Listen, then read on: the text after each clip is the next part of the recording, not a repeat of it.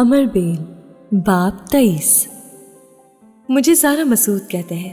ان کے تعارف کے بعد اس نے اپنا تعارف کروایا تھا۔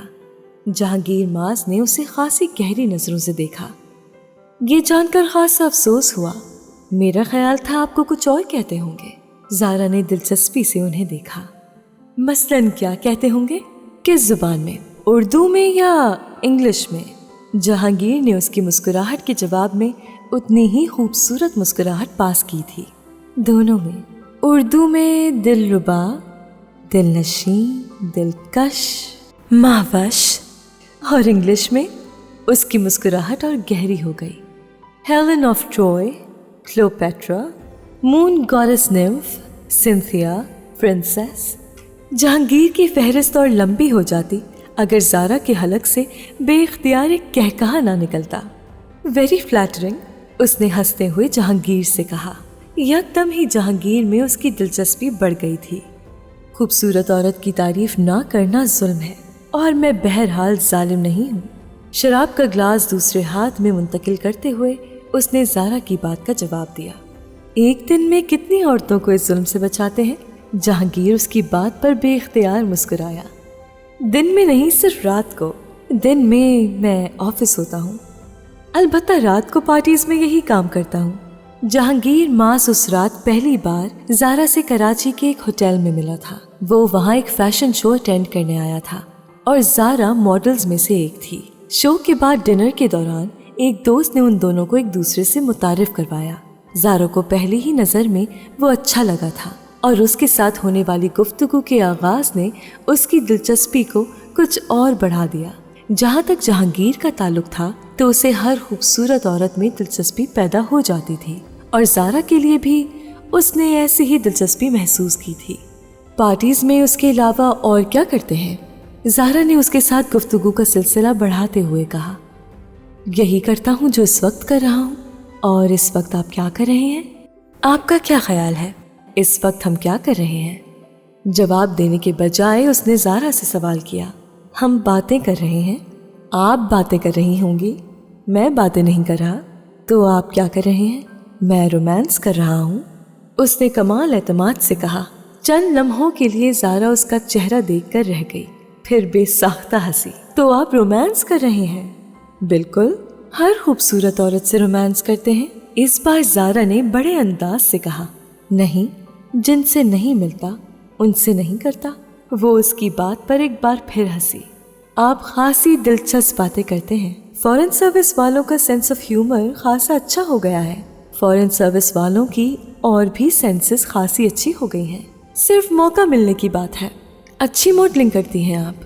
اس بار اس نے گفتگو کا موضوع بدل دیا۔ Thank you. آپ اکثر فیشن شوز میں آتے ہیں؟ اکثر تو نہیں، مگر آتا جاتا رہتا ہوں۔ اس کا مطلب ہے آپ سے دوبارہ کبھی ملاقات بھی ہو سکتی ہے۔ دوبارہ ملاقات کے لیے کسی فیشن شو میں آنا ضروری نہیں ہے، آپ جب چاہیں مجھ سے مل سکتی ہیں۔ یہ میرا کارڈ ہے۔ زارا نے اس کا کارڈ پکڑ لیا۔ آپ تو خاصی مصروف رہتے ہوں گے، پھر کسی سے ملنا خاصا مشکل ہوتا ہوگا۔ زارا نے کارڈ کا جائزہ لیتے ہوئے کہا۔ خوبصورت عورتوں کے لیے ہر مصروفیت ختم کی جا سکتی ہے، اور آپ خوبصورت ہیں۔ اس سے کمپلیمنٹ سمجھوں؟ نہیں، ٹریبیوٹ۔ وہ اس کی آنکھوں میں آنکھیں ڈال کر بڑی بے خوفی سے اسے دیکھتی رہی۔ مجھے لگتا ہے آپ سے میری بہت اچھی دوستی ہو سکتی ہے۔ وہ جیسے کسی نتیجے پر پہنچی تھی۔ میں بھی یہی سوچ رہا تھا کہ اس کے بعد آپ سے یہ کہوں کہ مجھے آپ کا کانٹیکٹ نمبر چاہیے۔ چند لمحوں کی تعامل کے بعد زارا نے اپنا پرس کھول کر اپنا فون نمبر اور ایڈریس اسے تھما دیا۔ ان کے درمیان ہونے والی یہ پہلی ملاقات آخری ثابت نہیں ہوئی۔ جہانگیر نے دوسرے دن ہی اسے فون کیا تھا، اور پھر یہ سلسلہ آگے بڑھتا گیا۔ زارا 70 کی دہائی کی ایک خاصی مشہور ماڈل تھی۔ اس نے اپنا کریئر 60 کی دہائی کے آخری چند سالوں میں شروع کیا، اور اپنے بے باک انداز کی وجہ سے بہت جلد ہی وہ بہت مقبولیت اختیار کر گئی۔ مگر اس کی طرح ماڈلنگ میں بہت سے نئے چہرے آہستہ آہستہ آنے شروع ہو گئے، اور مقبولیت کی جس سیڑھی پر وہ 60 کی دہائی کے آخری سالوں میں جا کھڑی ہوئی تھی، چند سالوں میں آہستہ آہستہ وہ وہاں سے نیچے آنے لگی۔ بنیادی طور پر اس کا تعلق ایک ایرانی فیملی سے تھا۔ وہ بہت عرصے پہلے پاکستان آ کر سیٹل ہو گئی تھی۔ وہ 3 بہن بھائیوں میں سب سے چھوٹی تھی، اور ماڈلنگ کا آغاز اس نے صرف شوقیہ طور پر کیا۔ پھر آہستہ آہستہ اس شعبے میں اس کی دلچسپی بڑھتی گئی۔ اس کے والدین نے اس شعبے میں آنے پر کوئی اعتراض نہیں کیا تھا، کیونکہ اس کی ماں خود بھی کسی زمانے میں ایک مشہور سنگر رہ چکی تھی، جبکہ اس کا باپ بھی بہت عرصے اسٹیج کے ساتھ منسلک رہا تھا۔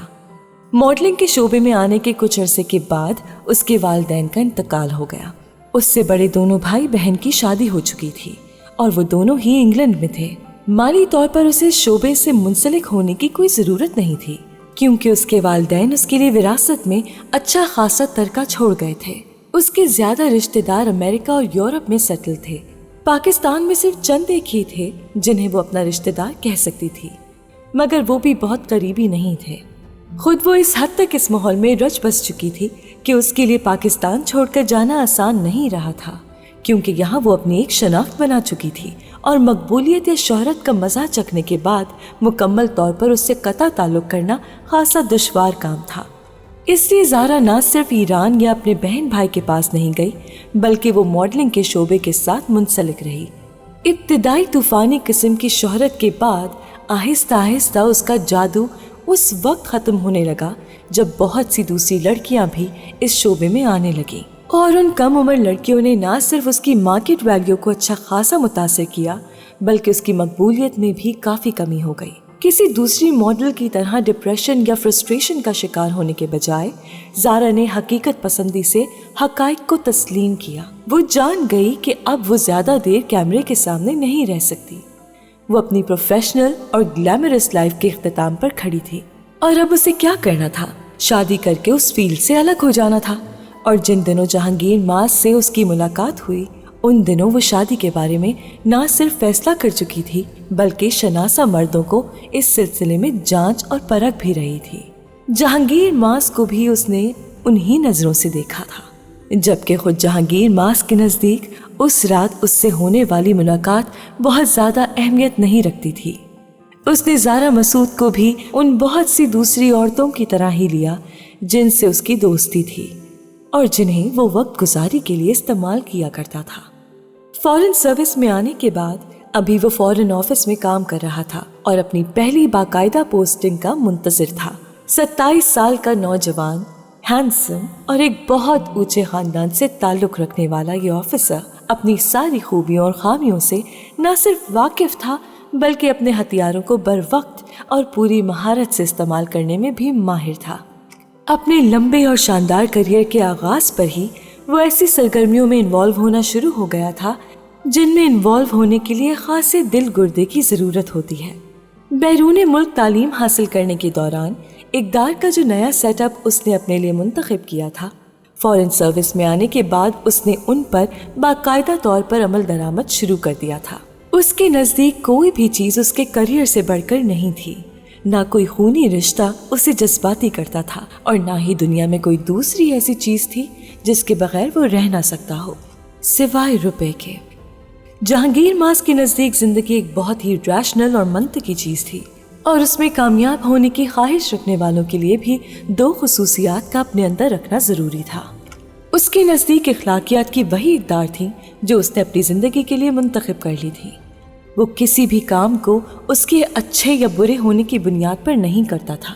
وہ ہر کام کو کرتے ہوئے دیکھتا تھا کہ وہ کام اس کے لیے کتنا فائدہ مند یا نقصان دہ ہے، اور وہ ان اقدار کو اپنانے والا واحد شخص نہیں تھا۔ جس سوشل سرکل میں وہ موو کرتا تھا، وہ اسی جیسے لوگوں پر مشتمل تھا جہاں وہ کام کرتا تھا۔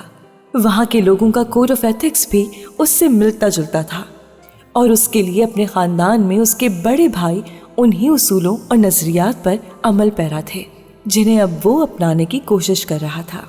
اس کے باپ ماس حیدر کی فلسفی کہیں بہت پیچھے رہ گئی تھی۔ اپنے بھائیوں کی طرح وہ بھی یہی محسوس کرتا تھا کہ اس کے باپ کی فلسفی بہت آؤٹ ڈیٹڈ شے ہے جس کو اپنانے والا شخص اس دنیا میں نہیں چل سکتا، جس میں جہانگیر ماس اور اس کے بھائی رہتے تھے۔ وہ ڈرنک کرتا تھا، اس کی بہت سی گرل فرینڈز تھیں، اپنی جاب سے روپیہ بنانے کا کوئی موقع وہ ہاتھ سے نہیں چھوڑتا تھا، اور وہ بہت زیادہ ایمبیشیس تھا۔ وہ اپنی زندگی میں اپنے بھائیوں سے زیادہ کامیابیاں حاصل کرنا چاہتا تھا۔ زارا مسعود سے ہونے والی پہلی ملاقات کے بعد اس نے ہمیشہ کی طرح زارا سے میل جول بڑھانا شروع کر دیا تھا۔ فورن سروس کے ساتھ منسلک اکثر لوگوں کی طرح اسے بھی میڈیا سے متعلقہ لڑکیاں خاصی اٹریکٹ کرتی تھیں، چاہے وہ ایکٹرز ہوں یا پھر ماڈلز۔ ذاتی طور پر بھی وہ ایسی عورتوں کو بہت پسند کرتا تھا جو بہت آزاد خیال، بے خوف اور بے باک ہوں، اور زارا بھی ایسی ہی ایک عورت تھی۔ مگر زارا کے ساتھ دوستی ہونے کے بعد اسے احساس ہونا شروع ہوا تھا کہ اس میں ان چیزوں کے علاوہ کوئی خاص کشش بھی ہے جو مردوں کو خاص طور پر فوراً اپنی طرف متوجہ کر لیتی ہے۔ اس نے پارٹیز میں بہت بڑے لوگوں کو اس کے سامنے بچتے دیکھا تھا۔ اس کے ساتھ پارٹیز میں شرکت کرتے وقت وہ بڑی خاموشی سے سب کچھ دیکھتا جاتا تھا، اور یہ سب کچھ ایک لمبے عرصے تک چلتا رہا، یہاں تک کہ اس کی پوسٹنگ ہو گئی۔ لیکن باہر جانے سے پہلے اس نے زارا کو پروپوز کر دیا تھا۔ زارا نے کسی ہچکچاہٹ کے بغیر یہ پروپوزل قبول کر لیا۔ وہ جہانگیر کی طرف اسی مقصد کے لیے بڑھی تھی، مگر اسے حیرت ہوئی تھی، وہ اس بات سے بھی واقف تھی۔ وہ انتہائی ضدی ہے، یہ بات بھی اس کی نظروں سے چھپی نہیں رہی تھی، مگر وہ یہ بات نہیں جان سکی تھی کہ اس کے نزدیک رشتے کوئی اہمیت نہیں رکھتے۔ جہانگیر نے جب اپنے گھر والوں کو اپنی پسند سے آگاہ کیا تو گھر میں ویسا ہی ہنگامہ اٹھا تھا جیسے اس کے بڑے بھائیوں کی اپنی پسند سے کی جانے والی شادیوں پر اٹھا تھا۔ تم نے اپنے بھائیوں کی زندگی سے واقعی کوئی سبق حاصل نہیں کیا، ورنہ تم کبھی اس طرح ایک ماڈل کو بیوی بنانے کی خواہش نہ کرتے، معاذ حیدر نے اس سے کہا تھا۔ زارا اچھی لڑکی ہے اور وہ ایسے بھی شادی کے بعد ماڈلنگ چھوڑ رہی ہے۔ تم کو ایک بہت اچھی بیوی کی ضرورت ہے اور زارا ویسی بیوی ثابت نہیں ہو سکتی۔ تم اتنی بولڈ لڑکی کے ساتھ زندگی نہیں گزار سکتے۔ کبھی بھی تم دونوں کے درمیان اختلافات ہوئے تو وہ تمہیں بڑی بے خوفی کے ساتھ چھوڑ کر چلی جائے گی، جبکہ تمہیں ایسی لڑکی کی ضرورت ہے جو ہر حال میں تمہارے ساتھ رہ سکے۔ تمہارے ساتھ نبھا کرنا کسی بھی عورت کے لیے بہت مشکل ہوگا، مگر زارا جیسی لڑکیاں تمہارے جیسے مردوں کے ساتھ نبھا نہیں کر سکتی۔ تمہیں ایک خاندانی لڑکی کی ضرورت ہے۔ نہیں، میں کسی خاندانی لڑکی کے ساتھ گزارا نہیں کر سکتا۔ مجھے زارا جیسی ایک لڑکی کی ضرورت ہے جو میرے ساتھ قدم سے قدم ملا کر چل سکے۔ آپ اس شادی کی اجازت دیں گے تب بھی، اور نہیں دیں گے تب بھی مجھے شادی زارا سے ہی کرنی ہے۔ باپ کے لمبے لیکچر کے بعد اس نے بڑے سکون سے کہا اور اٹھ کر چلا گیا۔ معاذ حیدر نے اس کے بعد اس پر دباؤ ڈالنے کی کوشش نہیں کی۔ انہوں نے اسے شادی کی اجازت دے دی۔ باہر جانے سے پہلے بہت دھوم دھام سے اس نے زارا کے ساتھ شادی کر لی۔ زارا نے شو بزنس چھوڑ دیا تھا۔ وہ عمر میں جہانگیر سے 2 سال بڑی تھی، مگر جہانگیر کے قد و قامت کی وجہ سے یہ فرق کبھی نمایاں نہیں ہوا۔ جہانگیر سے شادی پر وہ بے حد خوش تھی۔ شادی کی تقریبات میں جہانگیر کے والدین کی ناپسندیدگی بھی اس سے چھپی نہیں رہی تھی، مگر اسے اس بات پر اعتراض نہیں ہوا۔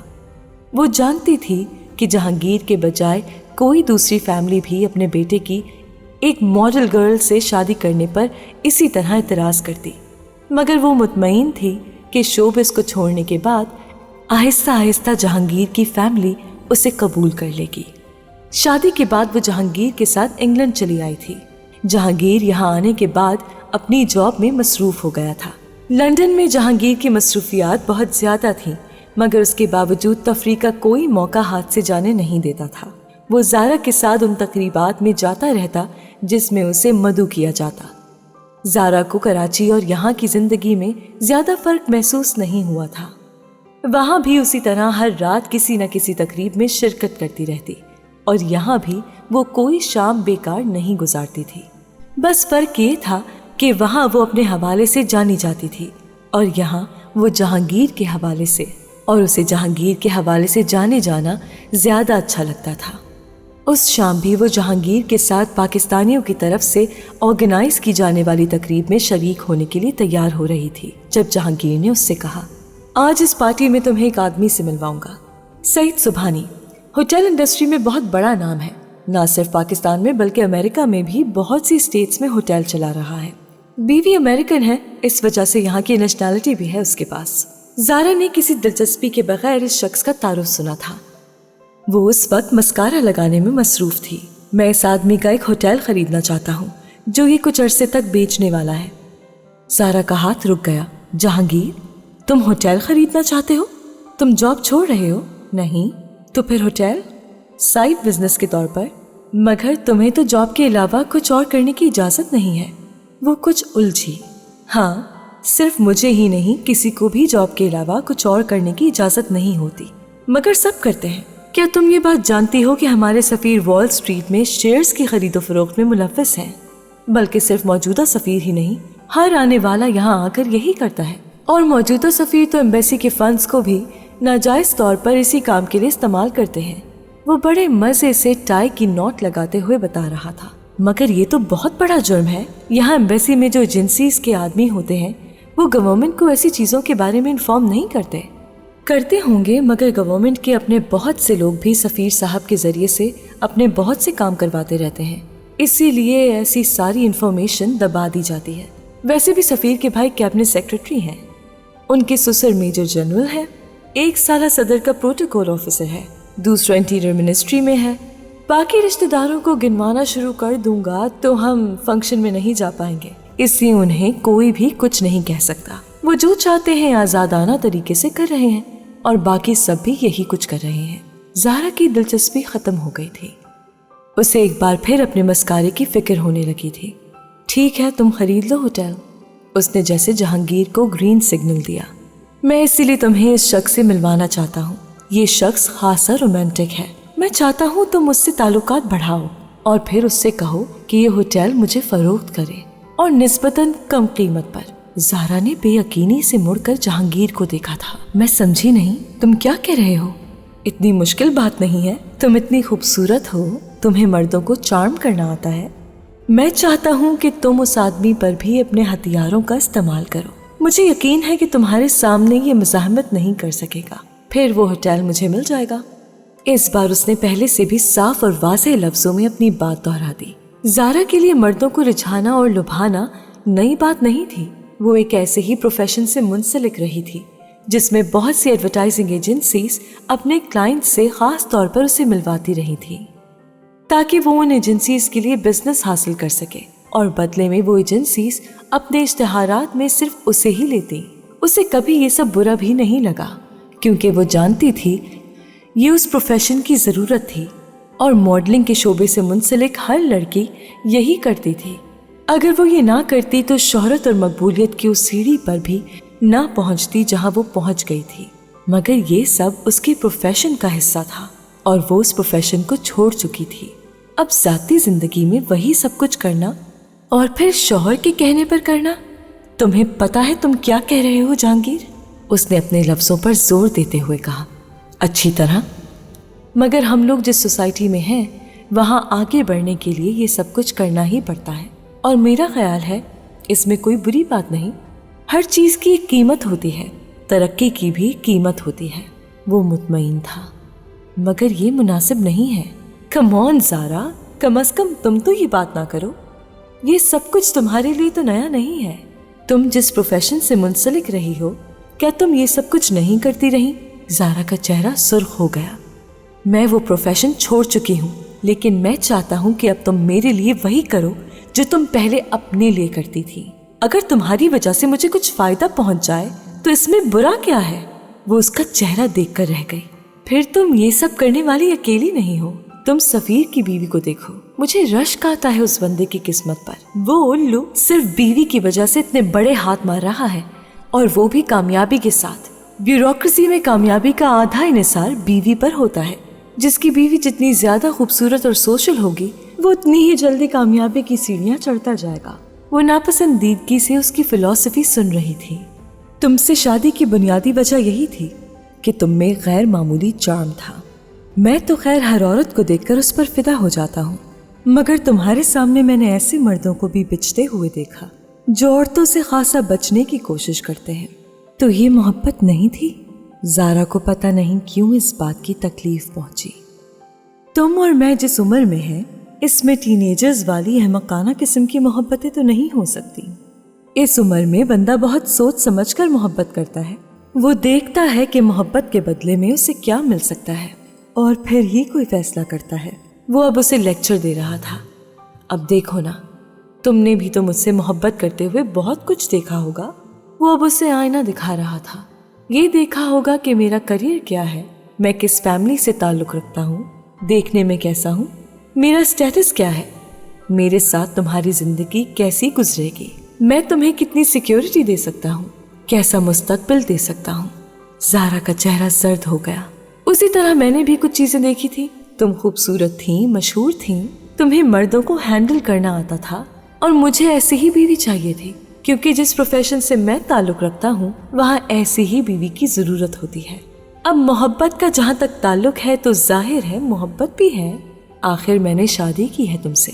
ویسے بھی میں جو کچھ حاصل کرنا چاہ رہا ہوں یہ ہم دونوں کے لیے ہی ہے۔ کیا تم نہیں چاہتی کہ ہمارے پاس اس جاب سے حاصل ہونے والی مراعات کے علاوہ بھی کچھ ہو؟ آخر اس جاب کے بلبوتے پر تو ہم زندگی انجوائے نہیں کر سکتے۔ میرا اور تمہارا جو لائف سٹائل ہے وہ اس تنخواہ میں تو مینٹین نہیں کیا جا سکتا۔ تنخواہ تو 2 دن میں ختم ہو جائے گی، پھر مہینے کے 28 دن تم اور میں کیا کریں گے؟ وہ اب اسے حقائق بتا رہا تھا۔ زندگی میں بہت کچھ حاصل کرنا چاہتا ہوں، اور یقیناً تم بھی بہت کچھ حاصل کرنا چاہتی ہوگی۔ وہ اس سے کہہ نہیں سکی کہ وہ ایک گھر، شوہر اور بچوں کے علاوہ اور کچھ نہیں چاہتی، کم از کم زندگی کے اس حصے میں۔ وہ بولتا جا رہا تھا، ان سب چیزوں کو حاصل کرنے کے لیے دولت ضروری ہے۔ اب دولت کیسے حاصل کی جا سکتی ہے یہ ہمیں پلان کرنا ہے۔ انسان کے ہاتھ میں پاور ہو تو پھر دولت کا حصول مشکل نہیں ہوتا، اور میں بھی اپنی اسی پاور کو استعمال کرنا چاہتا ہوں۔ وہ مایوس ہو رہی تھی۔ جہانگیر ماس کی شخصیت کا ایک اور پہلو اس کے سامنے آ رہا تھا۔ سعید سبحانی سے ملنے والا وہ ہوٹل آئندہ چند سالوں میں کتنی مالیت کا ہو جائے گا اس کا شاید تم اندازہ بھی نہ کر سکو۔ وہ شخص اس ہوٹل کو ایک دوسری جگہ کرنے والی انویسٹمنٹ کی وجہ سے بیچنے پر مجبور ہے، اور میں چاہتا ہوں اس شخص کی کمزوری کا فائدہ اٹھاؤں، اور تم یہ کام بخوبی کر سکتی ہو۔ وہ مسکراتے ہوئے زہرا کو دیکھ رہا تھا۔ وہ مسکرا نہیں سکی، مگر اس نے وہی کیا تھا جو جہانگیر چاہتا تھا۔ جہانگیر نے سعید سبحانی سے اس کی ملاقات کروا دی تھی، اور زہرا نے اپنی خوبصورتی کا بھرپور استعمال کیا تھا۔ اگلے کئی ماہ سعید سبحانی کے ساتھ اس کی ملاقاتیں جاری رہیں۔ ملاقاتیں کس کس حد کو پار کرتی رہیں۔ جہانگیر اس سے بے خبر نہیں تھا، مگر زہرا کو اس اطمینان پر حیرت ہوئی۔ وہ صرف اس بات پر خوش تھا کہ سعید سبحانی بالآخر یہ ہوٹل جہانگیر کو بیچنے پر تیار ہو گیا، بلکہ مارکیٹ پرائس سے کم پرائس پر۔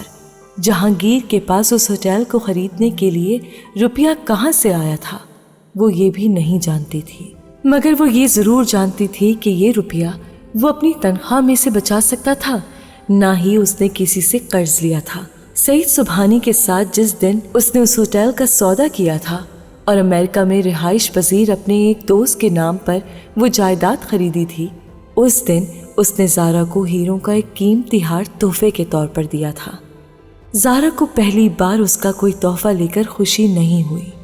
وہ جانتی تھی یہ تحفہ نہیں، قیمت ہے اس کام کی جو اس نے جہانگیر کے لیے کیا تھا، اور جو اب اسے بار بار کرنا پڑے گا۔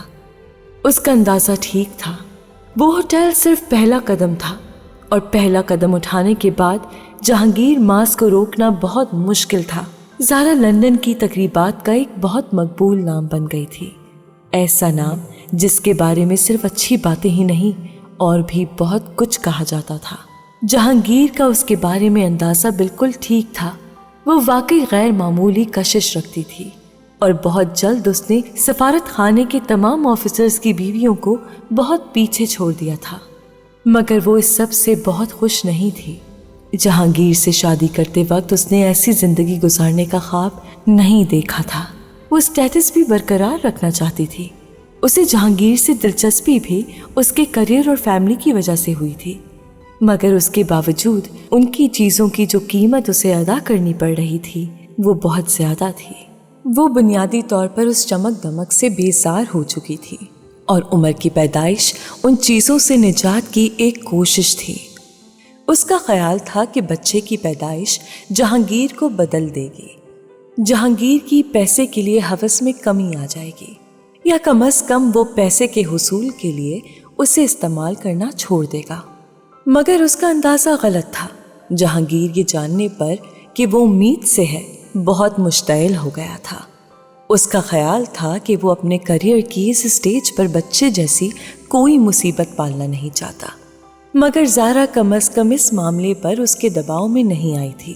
جہانگیر کی دھمکیوں کے باوجود اس نے ابارشن نہیں کروایا تھا اور بالآخر جہانگیر اس کی اس ضد کے سامنے گھٹنے ٹیکنے پر مجبور ہو گیا تھا۔ عمر کی پیدائش پر زارا بے حد خوش تھی، کیونکہ اس کا خیال تھا کہ اب جہانگیر اسے پہلے کی طرح استعمال نہیں کرے گا اور وہ مطمئن ہو کر اس طرح اپنے بچے کی پرورش کر سکے گی جیسا وہ چاہتی تھی۔ عمر کی پیدائش کے کچھ عرصے بعد تک وہ واقعی بہت اطمینان اور سکون کے ساتھ تقریبات میں شرکت کیے بغیر زندگی گزارتی رہی، مگر جہانگیر آہستہ آہستہ ایک بار پھر اسے وہیں لے آیا تھا اور پہلی بار زارا کو اندازہ ہوا کہ عمر جہانگیر کے پیروں کی زنجیر نہیں بنا، خود اس کی پیروں کی زنجیر بن گیا تھا۔ فطری طور پر وہ عمر کے بہت قریب تھی اور جہانگیر کے ساتھ تقریبات میں جاتے ہوئے وہ سارا وقت اس کے بارے میں فکر مند رہتی۔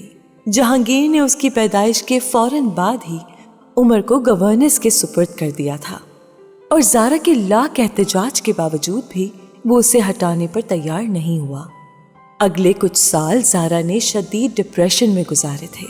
وہ مکمل طور پر اس زندگی سے تنگ آ چکی تھی جو وہ جہانگیر کے ساتھ گزار رہی تھی۔ لاکھ کوشش کے باوجود بھی وہ عمر کے ساتھ وقت گزارنے میں ناکام رہتی تھی اور یہ بات اس کے ڈپریشن میں اور اضافہ کرتی تھی۔ شاید وہ اس سب کے ساتھ کسی طرح سمجھوتا کرتے ہوئے زندگی گزارتی رہتی، مگر جس چیز نے اسے مشتعل کر دیا تھا وہ جہانگیر کی ایک دوسری عورت میں لی جانے والی دلچسپی تھی۔ زارا کچھ عرصے تک یہ سب نظر انداز کرتی رہی کہ ساتھ گزارے جانے والے 10 سالوں میں اس نے جہانگیر کی زندگی میں بہت عورتیں آتی اور جاتی دیکھی تھیں اور وہ ان کے بارے میں فکر مند نہیں ہوتی تھی، مگر سمرین نام کی وہ لڑکی جہانگیر کی زندگی میں کس حد تک شامل ہو چکی تھی اس کا اندازہ اسے کبھی نہیں ہوا۔ جہانگیر نے اسے مکمل طور پر سمرین سے بے خبر رکھا تھا۔ وہ ایک ریٹائرڈ بیوروکریٹ کی بیٹی تھی۔ جہانگیر کے ساتھ اس کی ملاقات کب اور کہاں ہوئی زارا نہیں جانتی تھی، مگر جب اسے سمرین کے وجود کا پتہ چلا تھا تو زندگی میں پہلی بار وہ اپنی شادی کے فیصلے کے بارے میں سنجیدگی سے سوچنے پر مجبور ہو گئی تھی۔ اس کے پاس اب ایک دوسرا راستہ تھا۔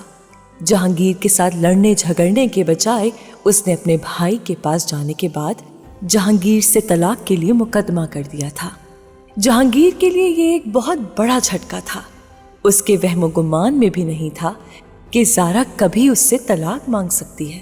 وہ خود بھی سمرین کی محبت میں گرفتار ہونے کے باوجود زارا کو طلاق نہیں دینا چاہتا تھا۔ زارا 10 سالوں میں صحیح معنوں میں سونے کی چڑیا ثابت ہوئی تھی اور شاید اگلے کئی سال وہ اس کے لیے اتنی ہی فائدہ مند ہوتی، جبکہ سمرین خوبصورت ہونے کے ساتھ ساتھ کم عمر تھی اور جہانگیر جانتا تھا کہ وہ زارا کی طرح مردوں کو لبھا نہیں سکتی۔ اس نے زارا سے رابطہ کیا تھا مگر وہ کسی بھی صورت واپس آنے پر تیار نہیں تھی۔ میں دوسری شادی کرنا چاہتی ہوں، تم بھی دوسری شادی کر لو، ہم دونوں خوش رہیں گے۔ وہ اس کے الفاظ پر دنگ رہ گیا تھا۔ اس کے بعد جتنی دفعہ بھی اس نے زارا سے رابطہ کیا تھا اس کی زبان پر یہی سب کچھ تھا۔ وہ عمر کو اپنی کسٹڈی میں لینا چاہتی تھی مگر جہانگیر کے ساتھ کسی سمجھوتے پر تیار نہیں تھی۔ جہانگیر کو اس کی ضد نے مشتعل کر دیا تھا۔ ٹھیک ہے تم طلاق لے لو مگر عمر میں کسی بھی صورت تمہیں نہیں دوں گا، اس نے زارا سے کہا تھا۔ طلاق کے بعد زارا نے اپنے بھائی کے ایک بڑی عمر کے ایرانی دوست کے ساتھ شادی کر لی تھی اور یہ شادی بے حد کامیاب رہی تھی۔ اس کے دوسرے شوہر کی پہلی بیوی کا انتقال ہو چکا تھا اور اس کی بیٹی کی شادی ہو چکی تھی۔ زارا سے شادی کے بعد ان کے ہاں 2 بیٹے ہوئے۔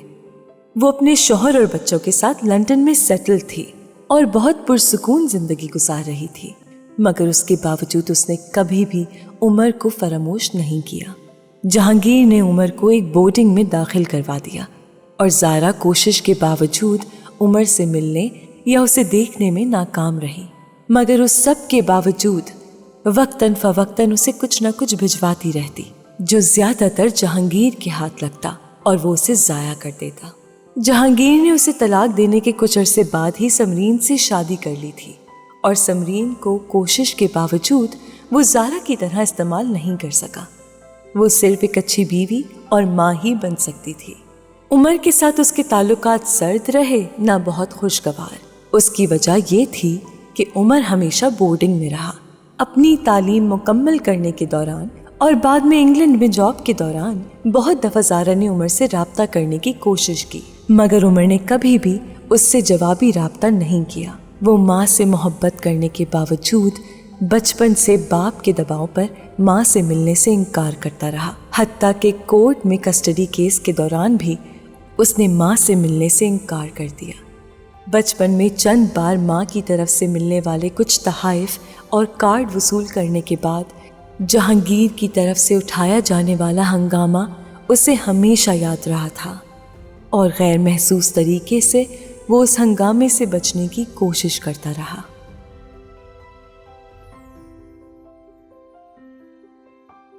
امر بیل، باب 24۔ چند گھنٹوں کے بعد وہ این جی او کے کچھ لوگوں کے ساتھ سیالکوٹ کے قریبی گاؤں میں تھے۔ گاؤں میں وہ سیدھا اس حویلی میں گئے تھے جہاں ان کے رہنے کا انتظام کیا گیا تھا۔ کچھ دیر ان لوگوں نے وہاں آرام کیا، اس کے بعد ان لوگوں کو این جی او کے زیر انتظام چلنے والے ایک اسکول میں لے جایا گیا۔ علیزہ کو وہاں موجود بچوں کی تعداد دیکھ کر بہت حیرت ہوئی تھی۔ وہ اسکول گاؤں کے ہی ایک شخص کے گھر میں قائم کیا گیا تھا، جہاں اس شخص کی بیٹی 2 شفٹوں میں بچوں کو تعلیم دیتی تھی۔ اس گاؤں میں چند سال پہلے تک گورنمنٹ کی طرف سے قائم شدہ ایک اسکول بھی تھا۔ ایک دفعہ سیلاب کے دوران اسکول کی 4 کمروں پر مشتمل عمارت بہہ گئی۔ بعد میں گورنمنٹ نے دوبارہ اسکول قائم کرنے کی زحمت نہیں کی۔ بنیادی وجہ یہ تھی کہ اسکول آنے والے بچوں کی تعداد بہت کم تھی۔ گورنمنٹ کا خیال تھا کہ قریبی گاؤں میں موجود اسکول بھی دونوں گاؤں کی ضرورت پوری کر سکتا ہے۔ ان لوگوں کے گروپ کے ساتھ چلنے والے گائیڈ نے ساتھ چلتے ہوئے انہیں بتانا شروع کیا۔ گاؤں والوں نے اس لیے اس پر اعتراض نہیں کیا کیونکہ وہ پہلے ہی یہاں اسکول کی موجودگی کو ناپسند کر رہے تھے۔ انہوں نے خاص کم جہاں پاک کے مزداق اس اقدام پر شکر ادا کیا۔ یہ صرف اسی گاؤں میں نہیں ہوا، آس پاس کے بہت سے علاقوں میں ایسا ہی ہوتا آ رہا تھا۔ لڑکوں کو پڑھانے پر تو یہاں کے لوگوں میں پھر بھی کچھ آمادگی پائی جاتی تھی، مگر لڑکیوں کے پڑھانے کے بارے میں بات بھی کرنے پر یہ لوگ سر پھاڑنے کے لیے اٹھ کھڑے ہوتے تھے۔ ان کا خیال تھا کہ اس طرح نہ صرف ان کے علاقے کی روایات ختم ہو جائیں گی بلکہ عورتیں منہ زور ہو جائیں گی اور گھر کے مردوں کی حکمرانی ختم ہو جائے گی۔ علیزہ دلچسپی سے گفتگو سنتی رہی تھی۔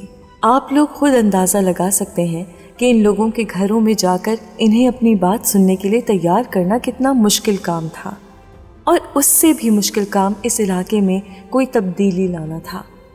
ہماری ورکرز نے یہاں شام 6 بجے سے رات 9 بجے تک بھی گھر گھر پھر کر کام کیا۔ اب آپ نتیجہ دیکھ سکتے ہیں، یہ اسکول اس علاقے میں چلنے والا واحد اسکول نہیں ہے۔ آپ یہاں جس گاؤں میں بھی جائیں گے، آپ کو اس طرح کا کوئی نہ کوئی اسکول کام کرتا ضرور ملے گا، اور صرف اسکول ہی نہیں ہوگا بلکہ وہاں بچوں کی اچھی خاصی تعداد تعلیم حاصل کرتی بھی پائی جائے گی۔ دلچسپ بات یہ ہے کہ اب ان اسکولوں کو قائم کرنے میں بنیادی ہاتھ یہاں کے لوگوں کا ہو گیا ہے۔ وہ خود ہی اس کے لیے عمارت اور دوسری چیزوں کا انتظام کر دیتے ہیں، یہاں تک کہ بعض دفعہ ہمیں ٹیچر کے لیے بھی بھاگ دوڑ نہیں کرنی پڑتی۔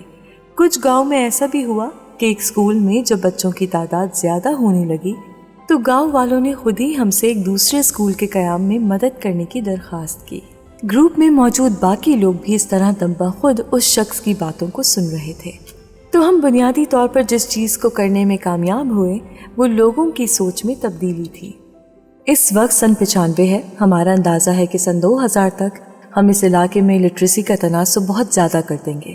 سن 95 سے سن 2000 تک کے ان 5 سالوں میں ہم اس علاقے کے لوگوں کی سوچ میں مزید تبدیلیاں لائیں گے، اور شاید 5 سال بعد اس علاقے کو دیکھ کر آپ کو یقین نہیں آئے گا کہ کبھی یہ علاقہ اپنی ناخواندگی کی وجہ سے مشہور تھا۔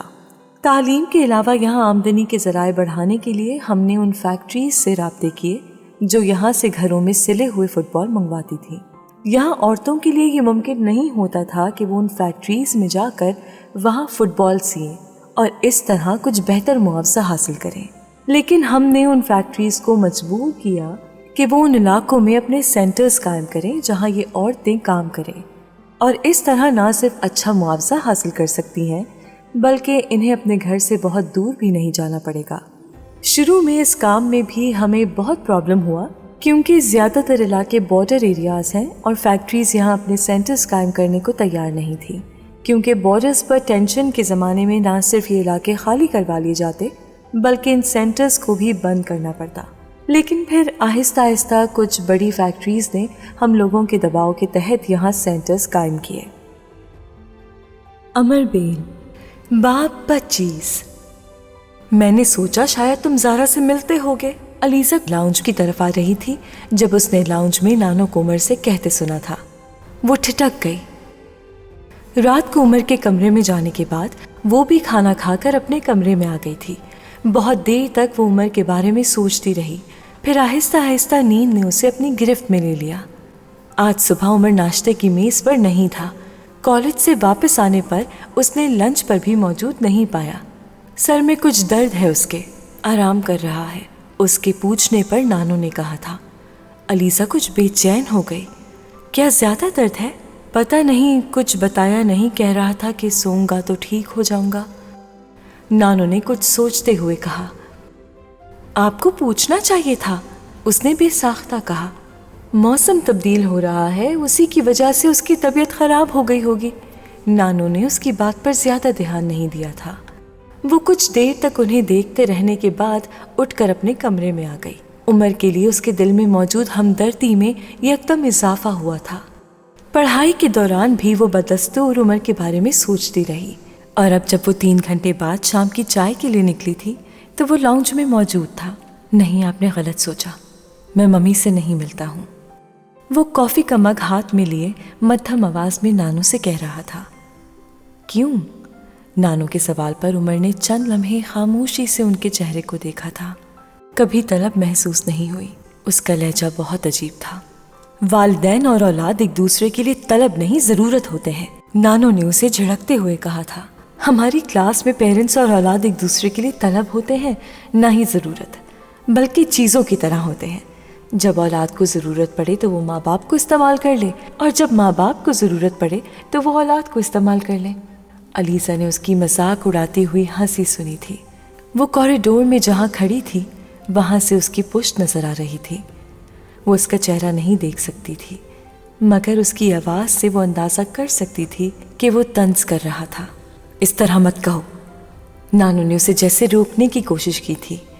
سچ کہہ رہا ہوں گرینی، جیسے میں یہ مگ استعمال کر رہا ہوں نا، میرے اور اس مگ کے درمیان اتنا ہی گہرا رشتہ ہے جتنا میرا اپنے ماں باپ کے ساتھ، اور میرے ماں باپ کے نزدیک بھی میری اہمیت کافی کے اس گرم مگ جتنی ہی ہوگی جو ضرورت کے وقت ان کے لیے کام آ جائے۔ اس کا لہجہ پہلے سے زیادہ تلخ تھا۔ علیزہ کوشش کے باوجود اندر داخل نہیں ہو سکی۔ پتہ نہیں میرا اندر جانا ٹھیک ہے یا نہیں۔ وہ وہیں کھڑی سوچنے لگی۔ تم زارا سے مل لیا کرو، نانو کی آواز میں اس بار ہمدردی جھلکی تھی۔ کیوں؟ عمر کا لہجہ بہت تیکھا تھا۔ اب ایسا کیا ہو گیا ہے کہ میں ان سے مل لیا کروں؟ وہ تمہاری ماں ہے تو میں کیا کروں؟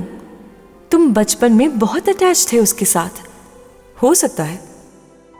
جھوٹ مت بولو عمر، میں جھوٹ نہیں بول رہا ہوں۔ میں واقعی انہیں مس نہیں کرتا، بلکہ میں کبھی بھی کسی کو بھی مس نہیں کر سکتا۔ اس کی آواز میں بے حد سنجیدگی تھی۔ مگر زارا تم سے ملنا چاہتی ہے، بہت محبت کرتی ہے وہ تم سے، بار بار تمہاری باتیں کر رہی تھی، مجھے بتا رہی تھی کہ تمہیں اس نے سوات میں بھی دیکھا تھا، پھر تمہیں ٹریس آؤٹ کرنے کی کوشش کی مگر تم ہوٹل سے چیک آؤٹ کر گئے، پھر اس نے اندازہ لگایا کہ تم یہیں ہوگے میرے پاس، اور وہ سیدھی تمہارے پیچھے لاہور آ گئی۔ نانو اب تفصیل بتا رہی تھی۔ بڑا کارنامہ کیا مجھے ڈھونڈ کر، اس نے عمر کو بڑبڑاتے سنا تھا۔ وہ اپنی فیملی کو وہیں سوات میں چھوڑ کر صرف تمہارے لیے یہاں آئی تھی۔ نانو نے جیسے اسے جتایا تھا۔ نہ آتی، اپنی فیملی کے ساتھ ہی رہتی، انجوائے کرتی، وہ صرف تمہارے لیے یہاں آئی تھی۔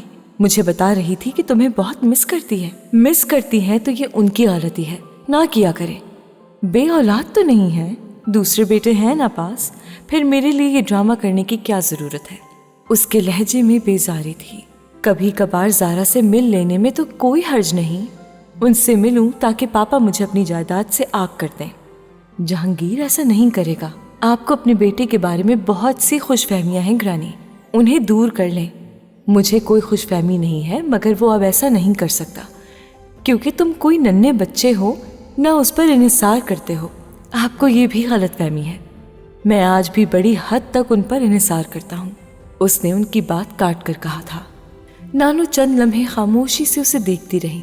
کچھ عرصے کے بعد جب تمہیں جاب مل جائے گی تو تمہیں جہانگیر پر انحصار نہیں کرنا پڑے گا، پھر تم۔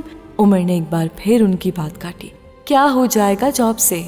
چند ہزار روپے پر مشتمل تنخواہ تو میری ضروریات پوری نہیں کر سکتی۔ مجھے کل بھی اپنے باپ کی دولت کی اتنی ہی ضرورت ہوگی جتنی آج ہے۔ صرف پیسے کے لیے تم زہرا سے ملنا نہیں چاہ رہے؟ ہاں، یہی بنیادی وجہ ہے۔ انہوں نے زندگی میں اپنے لیے اس چیز کا انتخاب کیا تھا جو ان کے اور ان کے مستقبل کے لیے فائدہ مند تھی۔ انہوں نے میرے لیے کوئی قربانی نہیں دی، میں بھی یہی کروں گا۔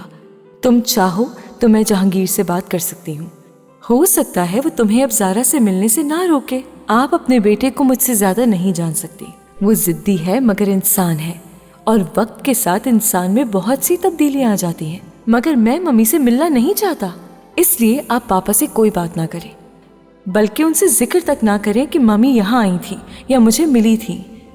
اس کا لہجہ بالکل حتمی تھا۔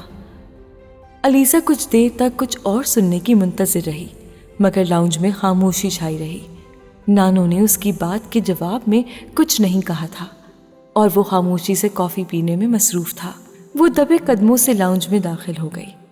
علیزہ، آج میں نے چائے کے بجائے کافی بنوائی ہے، عمر کہہ رہا تھا۔ اگر تم چائے لینا چاہو تو میں خانسامہ سے کہہ دوں۔ نانو نے اسے اندر آتے ہوئے دیکھ کر کہا تھا۔ نہیں ٹھیک ہے، میں بس کافی لے لوں گی، وہ بڑے محتاط سے انداز میں کہتے ہوئے نانو کے پاس صوفے پر بیٹھ گئی۔ وہ اب عمر کے بالمقابل تھی، مگر دانستہ طور پر اس پر نظر ڈالنے سے گریز کر رہی تھی۔ نانو نے کافی تیار کر کے کپ اس کے ہاتھ میں تھما دیا۔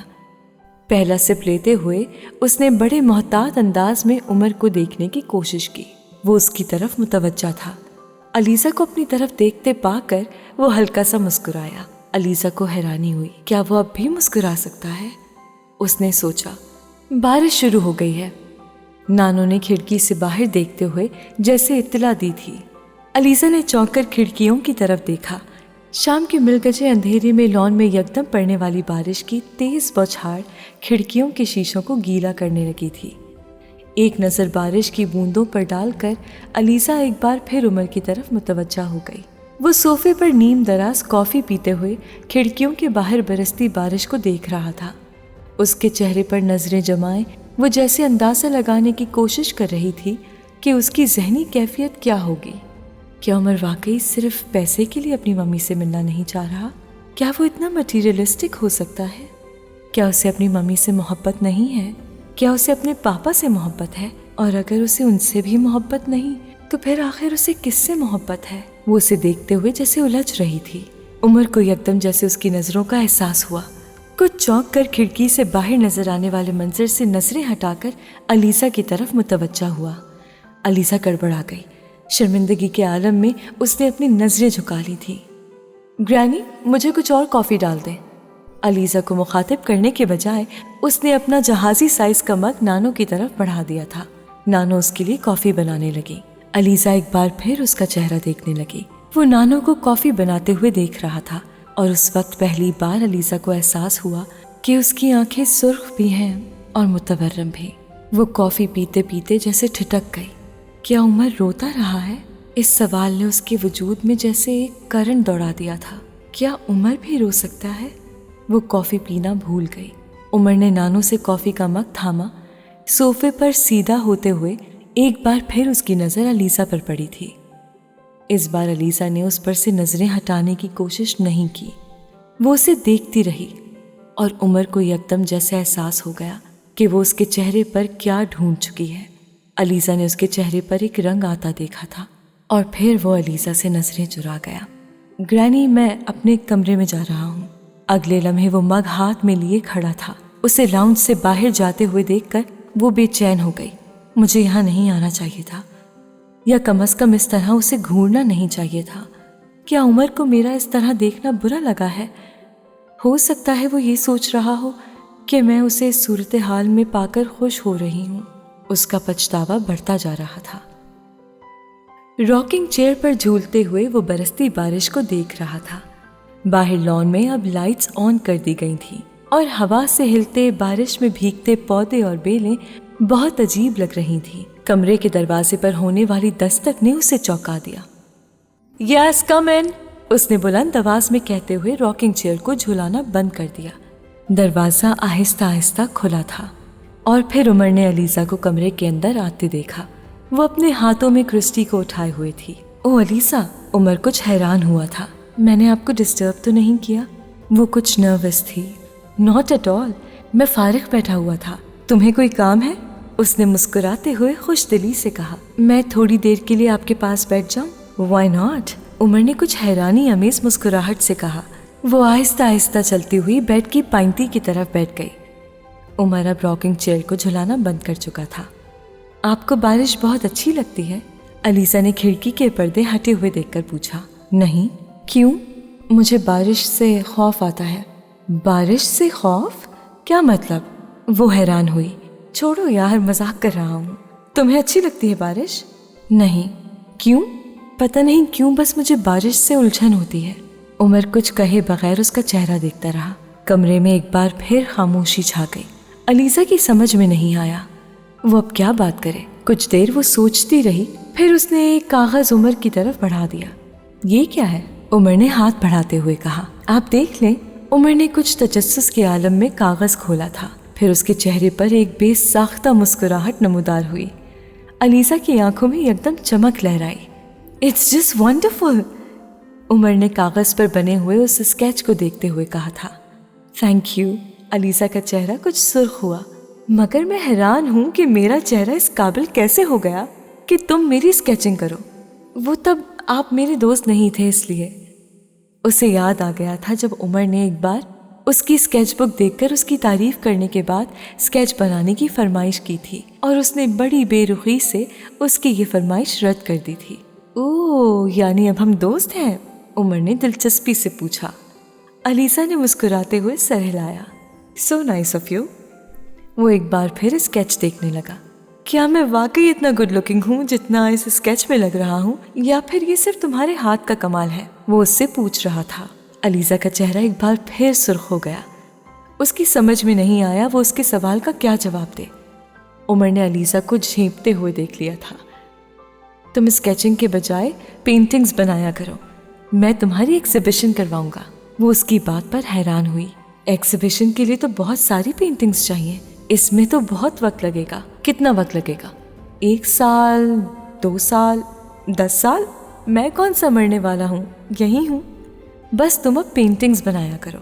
लेकिन मैं एग्जीबिशन करवा कर क्या करूँगी? मुझे कोई आर्टिस्ट तो नहीं बनना। वो हिचकिचाई। ये कोई लॉजिक नहीं है। बहुत से लोग आर्टिस्ट नहीं होते मगर पेंटिंग्स भी बनाते हैं और एग्जीबिशन भी करवाते हैं, बस उसे प्रोफेशन नहीं बनाते। तुम भी यही करना, वो बड़ी संजीदगी से कह रहा था। अलीसा मुतमईन थी। वो उसकी तवज्जो हटाने में कामयाब हो गई थी। अब उमर यकीनन अपनी मम्मी के बारे में सोच रहा होगा।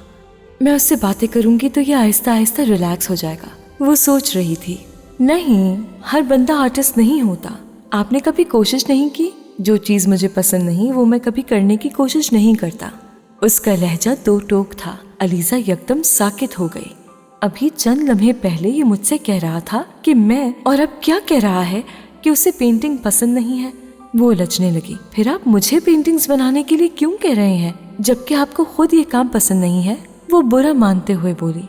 मेरी पसंद या नापसंद कोई अहमियत नहीं रखती, मेरे लिए तुम्हारी पसंद नापसंद अहमियत रखती है। वो उसकी बात समझ नहीं पाई, सिर्फ उसका चेहरा देखकर रह गई। मजीद कुछ कहने के बजाय वो उठ खड़ी हुई। क्रिस्टी को उमर की तरफ बढ़ाते हुए उसने कहा, आप चाहें तो इसे अपने पास रख सकते हैं, इसके साथ खेल सकते हैं। उमर ने कुछ हैरानी से उसके हाथ से क्रिस्टी को ले लिया। तुम बुरा नहीं मानोगी? नहीं। वो कुछ और हैरान हुआ। आपको किसी चीज की जरूरत तो नहीं? वो जाते जाते मुड़ी। नहीं। वो कमरे से निकल गई। उमर उसे कमरे से जाते हुए देखता रहा। अलीसा का बदला हुआ रवैया उसके लिए हैरानी का बायस था। इतनी मेहरबानी किस लिए? वो सोचने लगा और उसके जहन में जैसे धमाका हुआ। वो जान गया था वो क्या करने की कोशिश कर रही थी। बहुत देर तक वो क्रिस्टी को हाथों में लिए बेहिस्सो हरकत अपनी कुर्सी पर बैठा रहा। तुम कुछ दिनों के लिए इस्लामाबाद चले जाओ। 3-4 दिन के बाद उमर को जहांगीर ने कॉल किया था। हाल अहवाल दरियाफ्त करने के फौरन बाद उन्होंने उससे कहा था, किस लिए? लईक अली के पास जाना है तुम्हें। उन्होंने अपने कज़न का नाम लिया था, लेकिन किस लिए? एक तो वो तुम्हें पब्लिक सर्विस कमीशन के उन दोनों साइकोलॉजिस्ट से मिलवाएंगे जो रिजल्ट आने पर तुम्हारा साइकोलॉजिकल टेस्ट लेंगे। मैं कोशिश कर रहा हूँ कि तुम्हारे ग्रुप डिस्कशन भी वही कंडक्ट करवाएं। मगर पापा, इतनी जल्दी क्या है? अभी तो चंद हफ्ते हुए हैं तहरीरी इम्तिहान को, पहले रिजल्ट तो आने दे, उसके बाद। जहांगीर ने उसकी बात काट दी।